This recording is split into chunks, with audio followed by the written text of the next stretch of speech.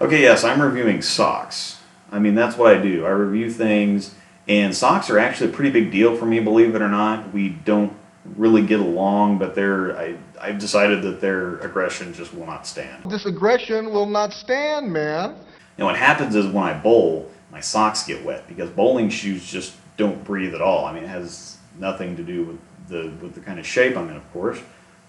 But then after I'm done bowling, I have to go put my hot, wet feet back on my nice, dry street shoes, and it's just ridiculously uncomfortable. I mean, it's like going swimming and not toweling off, and then just putting a nice, dry shirt and a pair of shorts on and leaving. It doesn't work. It's unnatural. It's uncomfortable.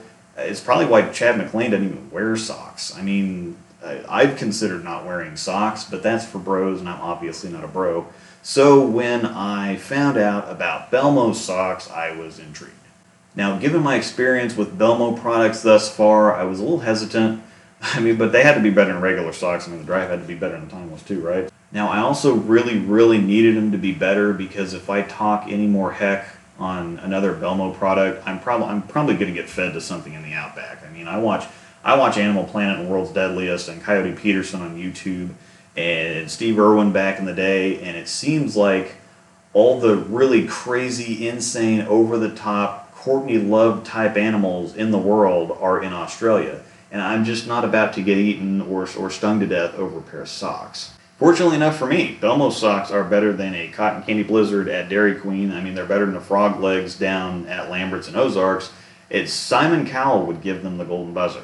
I feel like my feet have air conditioning when they're on.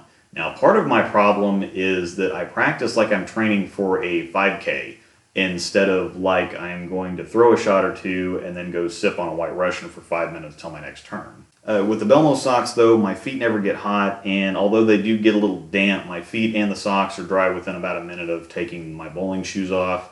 Usually I bring an extra pair of socks to change into, and although sweaty feet doesn't really crack the top 10 most disturbing things you'd encounter at a bowling alley, it's not a good look, it's not a good feel, and more than once I've forgotten to remove the used socks from my bowling bag. And so when I finally do find them, that's not a good smell. So I think at this point I'm really just not interested in any more of my senses getting involved here. So the $20 I spent on the low-cut Barry Belmo socks was a real bargain as far as I'm concerned.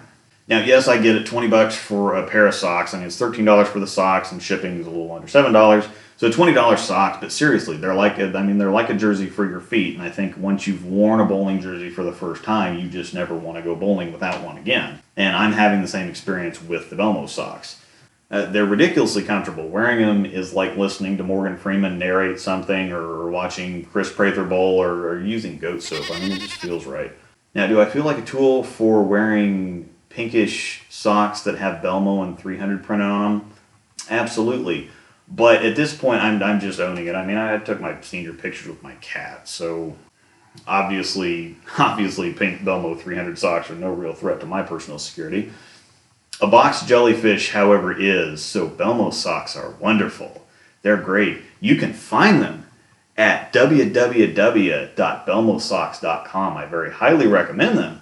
I think you'll be pleasantly stunned, and I won't be unpleasantly stunned by a floating Jello casserole with dreadlocks. Thanks for watching.